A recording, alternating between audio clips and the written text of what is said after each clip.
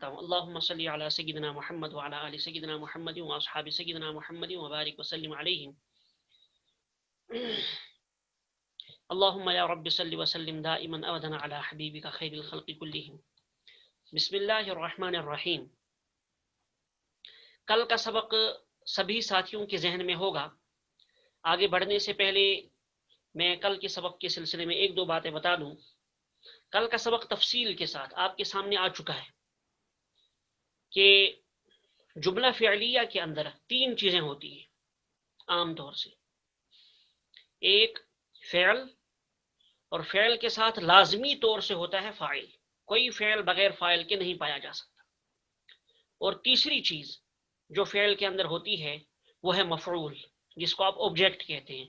تو ورب، سبجیکٹ اور پھر آبجیکٹ.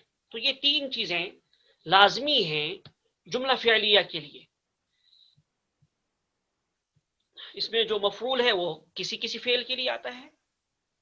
کبھی ضرورت پڑتی ہے ہمیں مفعول کی، کبھی ہمیں مفعول کی ضرورت نہیں پڑتی، لیکن بہرحال یہ بھی اس کا جملہ فعلیہ کا جز ہے. دیکھیے، آپ نے پیچھے گردان پڑی ماضی کی اور مضارع کی. ذرا آپ نے گردان پڑی ماضی کی اور مضارع کی. کہہ رہے ہیں آج آواز بہت کم آ رہی ہے. کوئی مسئلہ نہیں، آپ دیکھیں ابھی ہو جائے گا انشاءاللہ. یہ تو ماضی کی بھی اور مضارع کی بحث آپ نے پڑھی، مضارع کی گردانیں آپ نے پڑھی. تو ان گردانوں کے ذریعے کس طرح سے کس فعل کا صیغہ کیسے بنے گا، کس طرح سے بنایا جائے گا، وہ ساری تفصیلات آپ فعل ماضی اور فعل مضارع میں پڑھ چکے ہیں. تو ان اسباق کو اب آپ نے ذہن میں بالکل تازہ کر کے رکھنا ہے، تبھی آگے پڑھنا آپ کے لیے آسان ہوگا، آگے سمجھنا آپ کے لیے آسان ہوگا. تو چلیے ہم ڈائریکٹ اسکرین کی طرف چلتے ہیں. تو اس سے پہلے میں آپ کو یہ بتا دوں کہ آج ہمارا سبق بہت اہم ہے. مثلا کیسے اہم ہے؟ اس سے پہلے میں نے آپ کو اشارتاً بتایا تھا کہ بعض افعال میں جیسے نصر ینصرو، میں آپ کو یہ بتایا کرتا تھا کہ ینصرو کے اندر صاد کے اوپر جو پیش ہے، اس پیش کا آپ خیال رکھیے. مضارع میں جب آپ گردان کریں گے تو پوری گردان میں صاد کے اوپر پیش ہی رہے گا. جیسے آپ نے گردان کی وہاں ینصرو ینصرانی ینصرون تنصرو تنصرانی ینصرن تنصرو تنصرانی تنصرون تنصرین تنصرانی تنصرن انصر ننصر. اب مضارع کے اندر صاد میں ہر جگہ آپ نے پیش ہی لگایا. اس کے برعکس اسی نصرہ کو ماضی میں لے لیجئے، یعنی فعل وہ جو علامت مضارع ہے اس کو ہٹا دیجئے، ماضی کی گردان کیجئے. نصرا نصرا نصرو نصرت نصرتا نصرنا نصرت نصرتما نصرتم نصرتی نصرتما نصرتن نصرت نصرنا. اب ماضی کی پوری گردان میں آپ نے صاد پر زبر لگا دیا. یہ تو ہو گیا نصرا ینصرو. اسی طرح آپ کو دوسرا فعل دیا گیا جیسے جلسہ یجلسو، کئی مرتبہ آپ نے اس پر گردان کی. وہاں آپ کو بتایا گیا کہ جلسہ میں ماضی میں لام کے اوپر زبر ہے، اس پر خیال رکھیے، اور مضارع میں جا کے اس کے لام کے اوپر زیر ہے، تو اس کا آپ خیال رکھیے. مثلا ہم مضارع سے گردان کریں گے یجلسو یجلسان یجلسون تجلسو تجلسان یجلسن تجلسو تجلسان تجلسون تجلسین تجلسان تجلسن اجلسو نجلسو. تو مضارع میں ہم وہ نصر ینصرو سے ہم نے کہا تھا ینصرنا، اور یا ہم نے کہا یجلسنا. وہاں ہم نے کہا تھا ینصرو، یا ہم نے کہا یجلسو. تو یہ بات آپ کو بتائی گئی تھی. آج ہم اسی سلسلے میں یہ سمجھیں گے کہ نصرہ میں ہم نے مضارع میں صاد پر پیش کیوں لگایا، اور جلسہ یجلسو میں ہم نے مضارع میں لام کے نیچے زیر کیوں لگایا، وہاں ہم نے پیش کیوں نہیں لگایا اور اوپر میں ہم نے زیر کیوں نہیں لگایا. تو اس کے لیے یہ سمجھنا ضروری ہے. عربی زبان میں جو بھی فعل، جو بھی ورب بنتا ہے وہ مادے سے بنتا ہے. اس کا ایک مادہ ہوتا ہے، یعنی اصل حروف. انہی اصل حروف میں حذف و اضافے کے ذریعے فعل بنتا ہے، فعل کا کوئی صیغہ بنتا ہے. مثلا جیسے نصرہ کو لے لیجئے، نون صاد را، یہ نصرہ ہے. نصرہ کے اندر تین حروف ہیں، نون صاد را. جب آپ نے اس کا مضارع بنایا تو اسی نصرہ کے شروع میں آپ نے یا لگا دی تو ینصرو ہو گیا. وہ مضارع کا تثنیہ کا صیغہ آپ نے بنایا ینصرانی، آخر میں آپ نے الف اور نون لگا دیا. تو گویا اسی یہ جو اصل حروف ہیں، انہی اصل حروف میں حذف و اضافے کے ذریعے افعال بنتے ہیں. واحد مذکر کا صیغہ بنا، تثنیہ مذکر کا صیغہ بنا، ماضی کا صیغہ بنا، مضارع کا صیغہ بنا، وغیرہ وغیرہ. گویا تبدیلی اسی فعل میں ہوگی. یہاں تک تو آپ سمجھ گئے. تو اس کا ایک ضابطہ ہے عربی زبان میں، طریقہ کار ہے. تو یہ بات آپ ذہن میں رکھیں، عربی زبان میں کسی بھی فعل کا مادہ 3 حروف سے کم نہیں ہو سکتا. مادہ کے معنی اصل حروف، میٹیریل، اصل جس سے وہ بنا ہے وہ فعل. تو اصل مادہ 3 حروف سے کم نہیں ہو سکتا. 3 حروف سے کم کوئی بھی ورب عربی زبان میں نہیں ہوتا. کم سے کم 3 حروف ہوتے ہیں مادے میں. انہی پھر حروف میں کمی بیشی کر کے ہم آگے فعل بنا لیتے ہیں. البتہ اس مادے کے لیے ہمیں یہ سمجھنا ضروری ہے کہ ایک ہے مادے کی ماضی کی شکل، ایک ہے اسی مادے کی مضارع کی شکل، اور ایک ہے اسی مادے کی مصدر کی شکل. مصدر مطلب کرنا، کھانا، سونا، جاگنا، وغیرہ وغیرہ، جو کام کو بتاتا ہے، فعل کو بتاتا ہے، جس میں کوئی زمانہ نہیں ہوتا، بغیر زمانے کی، جو اصل مادے پہ دلالت کرتا ہے، فعل پر دلالت کرتا ہے. جیسے ہم کہیں گے کھانا، چلنا. اب یہ چلنا یہ ایک مصدر ہے، اس کو ہم مصدر کہتے ہیں. اس نے ایک معنی بتا دیے، مصدری معنی. اس میں نہ ماضی ہے، نہ مضارع ہے، نہ حال ہے، اس میں کوئی زمانہ نہیں پایا جاتا، لیکن یہ عمل پایا جاتا ہے. تو جو عمل کو بتائے اس کو ہم مصدر کہتے ہیں، جس میں کوئی زمانہ نہ ہو. جیسے چلنا، سونا، لکھنا، پڑھنا، کھانا، آنا، جانا، وغیرہ وغیرہ، یہ تمام کے تمام مصدر کہلاتے. تو مضارع ہم ماضی کیسے بنائیں، مضارع کیسے بنائیں، اور مصدر کیسے بنائیں، اس کو سمجھنے کے لیے ہم چلتے ہیں اسکرین کی طرف. تو چلیے دیکھیے، شروع سے پڑھیے. الدرس الثامن والاربعون، 48واں سبق ہمارے سلسلے کا. عنوان میں 2 چیزیں ہیں. نمبر 1 مادہ فعل. عنوان کو اچھی طرح سے دیکھیے. نمبر 1 مادہ فعل، کہ فعل کا مادہ کیا ہوتا ہے، اور ثلاثی مجرد کے ابواب کا بیان. ثلاثی مجرد، یہ مادہ فعل کیا ہے اور ثلاثی مجرد کیا ہے. مادہ فعل آپ کو میں سمجھا چکا. اب آپ اسکرین پہ دیکھیں، اس میٹر میں دیکھیں آپ، اور پھر ثلاثی مجرد کا بیان بھی آگے آئے گا. تو چلیے، جاننا چاہیے کہ کسی بھی فعل کا کوئی بھی صیغہ بنے تو وہ مادہ یعنی اصل حروف میں حذف و اضافے کے بعد ہی بنتا ہے. ابھی میں نے بتایا آپ کو، اصل حروف میں ہم حذف و اضافہ کریں گے تو فعل کا کوئی صیغہ بنتا ہے. جیسے نصر، اس میں ہم نے کچھ نہیں بڑھایا. ینصر میں ہم نے یا بڑھا دی تو صیغہ بن گیا. ینصرانی میں یا کے ساتھ آخر میں الف اور نون بڑھا دیے تو تثنیہ کا صیغہ بن گیا. ینصرون میں آخر میں، شروع میں یا اور آخر میں واو نون بڑھا دیا تو جمع مذکر کا صیغہ بن گیا، وغیرہ وغیرہ.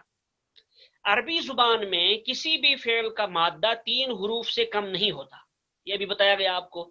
جیسے ضربا، کیا لفظ ہے؟ ضربا. اس کے اندر پہلا حرف، دیکھیے پہلے اس کی شکل صحیح کرتا ہوں اس کی. تو کیا لفظ ہے یہ ضربا؟ اس کے اندر 3 حروف ہیں. کیا کیا؟ ضاد، را اور با، 3 حرف ہیں. تو یہ جو 3 حروف ہیں، اس میں سے پہلے حرف یعنی ضاد کو فا کلمہ، کیا کہیں گے اس کو؟ فا کلمہ کہیں گے. اور دوسرے حرف یعنی را کو، دوسرا حرف اس کے اندر کیا ہے؟ را. را کو ہم عین کلمہ، اور تیسرے حرف کو یعنی تیسرے حرف یعنی با کو ہم لام کلمہ کہتے ہیں.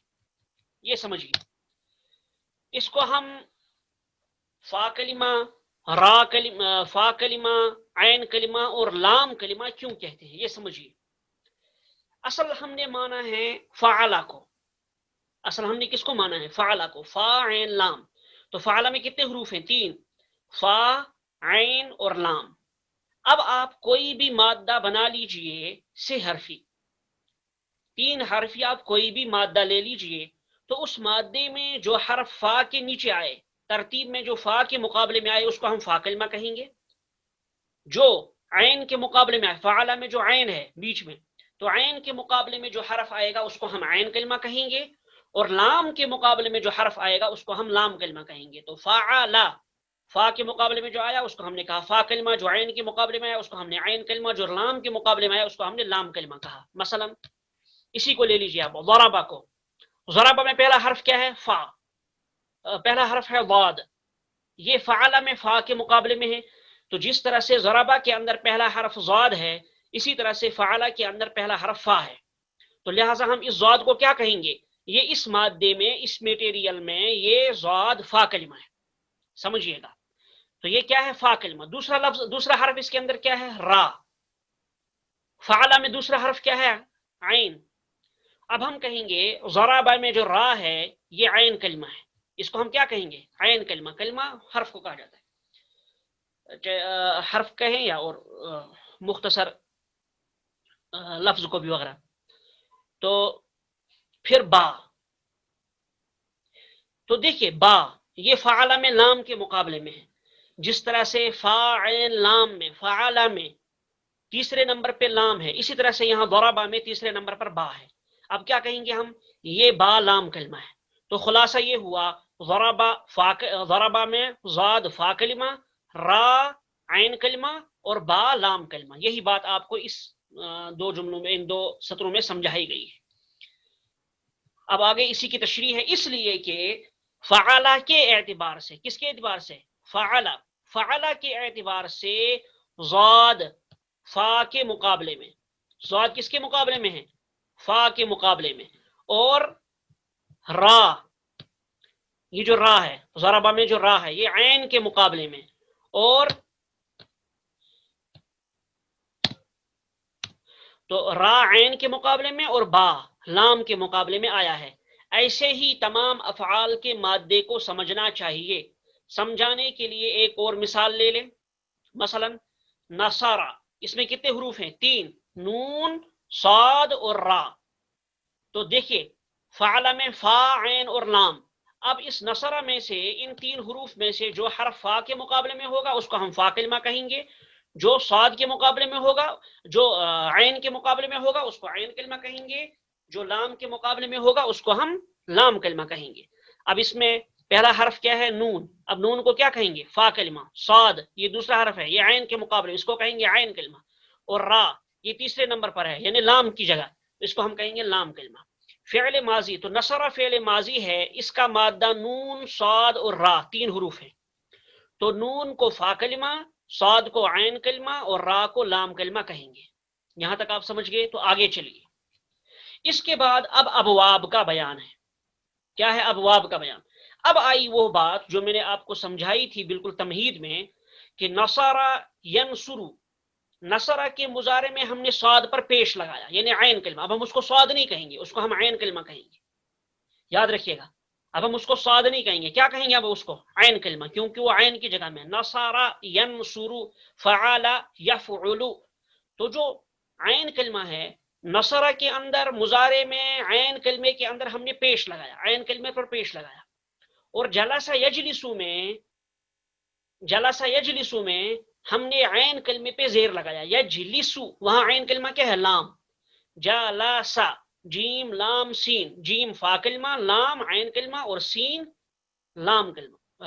جیم فا کلمہ اور لام جو ہے یہ عین کلمہ اور سین اس کے اندر جو ہے یہ لام کلمہ. تو جلسہ کے اندر ہم نے مضارع میں لام کلمے کے نیچے زیر لگائی. اس کی کیا وجہ ہے؟ تو اس کے لیے آپ سمجھئے عربی زبان میں ابواب متعین کیے گئے ہیں. باب، ابواب کے اعتبار سے اعراب لگتا ہے افعال پر. جو فعل جس باب سے ہوگا اسی کے اعتبار سے اس پر اعراب ہوگا. تو جو فعل جس باب سے ہوگا اسی کے اعتبار سے اس پر اعراب ہوگا. تو دیکھیے اس کے بعد جاننا چاہیے کہ مادے کے اعتبار سے 3 حرفی فعل کو ثلاثی کہا جاتا ہے. کیا کہا جاتا ہے اس کو؟ 3 حرفی. جس حرف کے، جس فعل کے اندر 3 حروف ہوں، جس فعل کے مادے میں 3 حرف ہوں اس فعل کو ثلاثی کہا جاتا ہے. پھر ثلاثی کی 2 قسمیں ہیں، ثلاثی مجرد اور ثلاثی مزید فیہ. ثلاثی مجرد کس کو کہا جاتا ہے؟ ثلاثی مجرد وہ فعل ہے جس کے ماضی کے صیغہ واحد مذکر غائب، یعنی پہلے جیسے آپ نے ماضی بنایا، ماضی کا جو پہلا صیغہ ہے واحد مذکر غائب. تو ثلاثی مجرد، دیکھیے ثلاثی کے معنی 3 حروف والا ہونا، مجرد کے معنی خالی ہونا.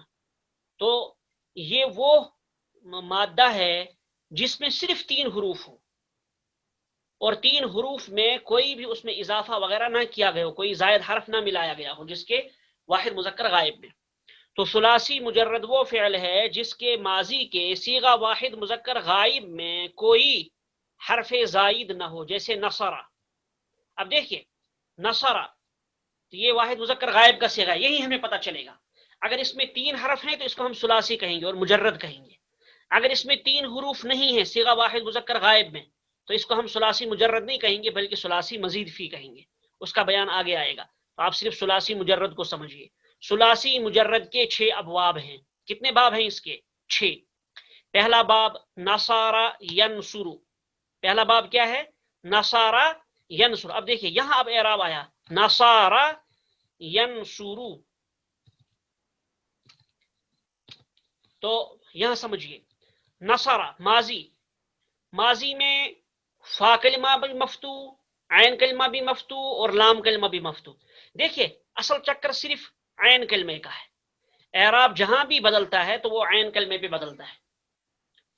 پہلے لفظ کا اور پہلے حرف کا اور آخری حرف کا، یعنی فا کلمہ اور لام کلمہ کا، اس میں کوئی دقت نہیں، یہ یکساں رہے گا، اس میں کوئی پریشانی نہیں، اس کے سمجھنے میں دقت نہیں.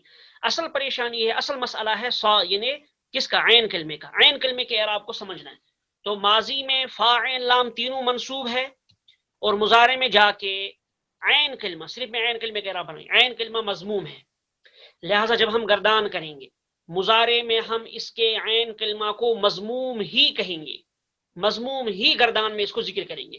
جیسے میں نے آپ کو مثال شروع میں بتایا تھا ینصر ینصران ینصرون تنصر تنصران ینصرن تنصر تنصران تنصرون تنصرین تنصران تنصرن انصر ننصر. اب دیکھیے پوری گردان میں جو عین کلمہ تھا اس پر ہم نے پیش لگایا. ماضی میں عین کلمہ مفتوح اور مضارع میں عین کلمہ مضموم، یہ آپ کو یاد رکھنا ہے.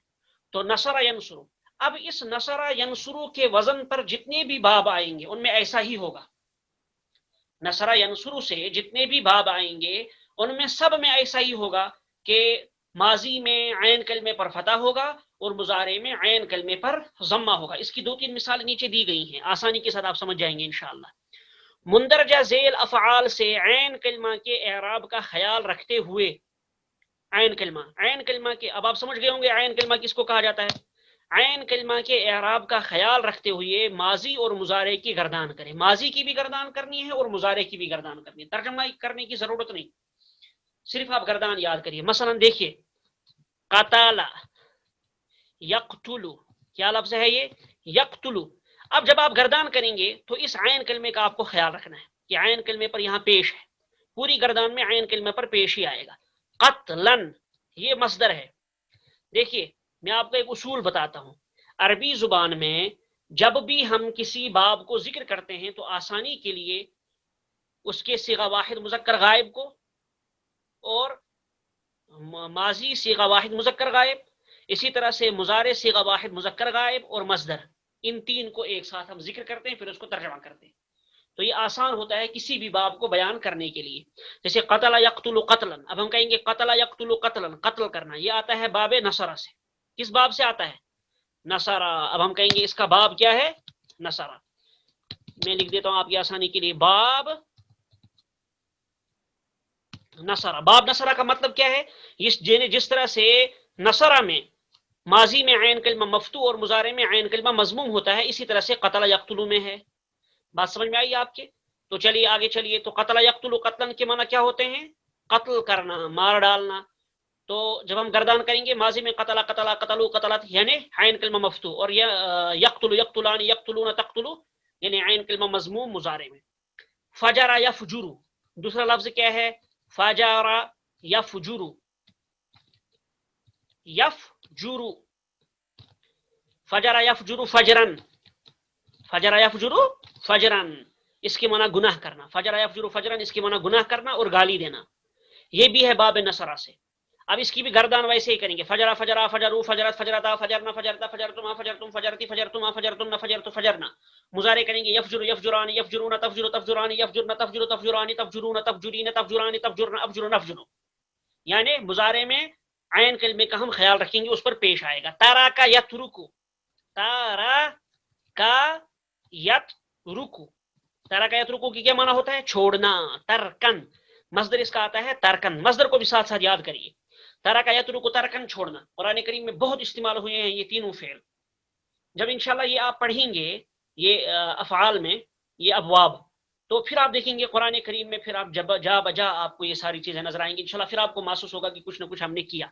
تو ترکا ماضی سے گردان کریں ترکا کی، ترکو ترکنا ترکتا ترکتما ترکتم ترکتی ترکتما ترکتن ترکتو ترکنا. آپ نے دیکھا ہوگا پوری گردان میں ہم نے عین کلمے کو مفتوح پڑھا ہے. اور مضارع سے گردان کریں، مضارع میں عین کلمہ مضموم ہے. یترک یترکان یترکون تترک تترکان یترکن تترک تترکان تترکون تترکین تترکان تترکن اترک نترک. پورے مضارع میں ہم نے عین کلمہ کو کیا پڑھا ہے؟ مضموم پڑھا ہے. تو ترک یترک ترکن کے معنی چھوڑنا. بس اتنا ہی ہے آج آپ کا سبق. تو 6 ابواب میں سے ہم نے صرف ایک باب کو بیان کیا. اس ایک باب کو آپ پلے باندھ لیجئے اور ان افعال سے گردان کیجئے. میں نے زیادہ فعل نہیں دیے تاکہ آپ کو آسانی ہو.